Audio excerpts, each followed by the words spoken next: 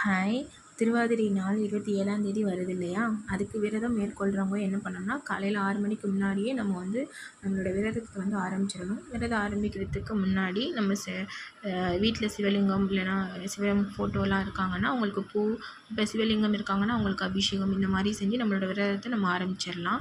6 மணிக்கு முன்னாடியே நம்மளோட விரதத்தை ஆரம்பிச்சிடணும். ஏன் அப்படின்னா, பௌர்ணமி வந்து அன்றைக்கி 6 மணிக்கெலாம் 6 மணிக்கிட்ட முடியுது அப்படின்றதுக்காக நம்ம 6 மணிக்கு முன்னாடியே நம்மளோட விரதத்தை வந்து ஆரம்பிச்சிடணும். அன்றைக்கி ஃபுல்லாக நம்ம வந்து சிவனுக்கு சாயங்காலம் வந்து அவங்களுக்கு நெய்வேத்தியம் படைக்கிறதுக்கு நமக்கு வந்து ஆக்சுவலாக 18 காய்கறிகள் இல்லைன்னா 21 காய்கறிகள் போட்ட ஒரு கூட்டு இல்லைன்னா காய்கறிகள் வந்து சாமிக்கு படைக்கணும். அப்படி இல்லை அப்படின்னா உங்கள்கிட்ட 5 காய்கறி தான் இருக்குது, இப்போ 3 காய்கறி தான் இருக்குன்னா எது இருக்கோ அதை வச்சு சாமிக்கு படைங்க. அதில் எந்த தப்புமே கிடையாது. அதுக்கப்புறம் உங்களால் முடிஞ்சது இந்த வடை இல்லைன்னா சுழியம் இந்த மாதிரி ஏதாவது சின்ன சின்னமாக 21 வச்சு கூட படைக்கலாம். அதில் எந்த தப்பும் கிடையாது. அந்த மாதிரி செய்யுங்க.